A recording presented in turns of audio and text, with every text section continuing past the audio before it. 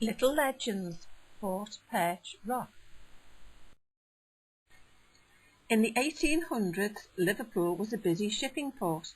Tall ships carrying goods from as far away as Africa and the West Indies were a frequent sight on the River Mersey. At this time, France was at war. Liverpool and its shipping had no defence from a possible attack, so it was decided a fort would be built on sandstone rocks at New Brighton seashore, known locally as Perch Rock or Black Rock.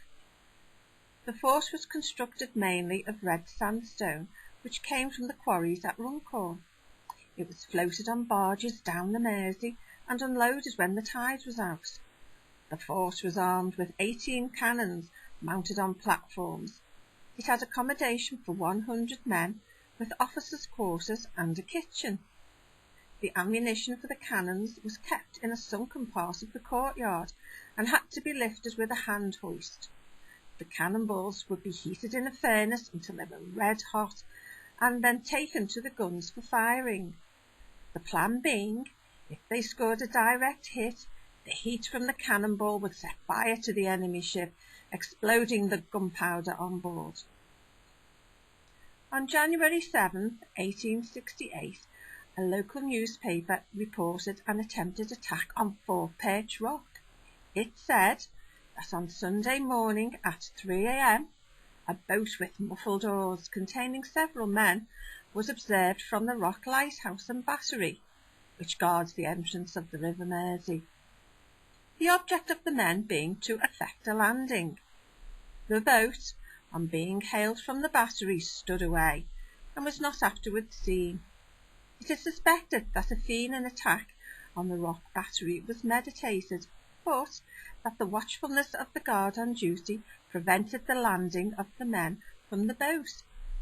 It may interest the Fenians to know that the gunners of the battery have now been served with 20 rounds of ammunition, and further that the heavy guns are to be shotted. In the event of any attack on the fort, the assailants are likely to meet with a warm reception. Fenians were a group of Irish soldiers. The fort has only seen action twice in its history.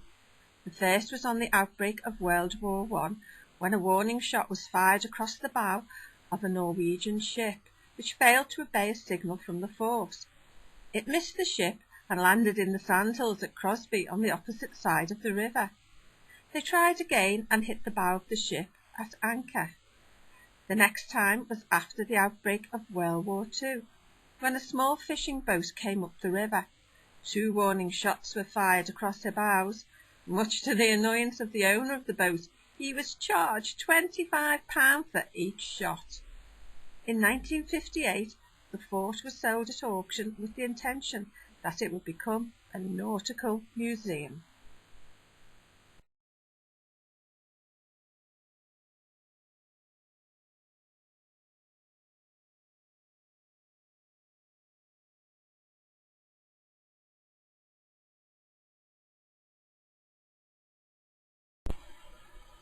Shot at by a cannon and then being charged for the cannonballs. I don't think I would have paid up, would you? Thanks for dropping by. Call back soon, there are plenty more stories to tell about the river. Bye for now.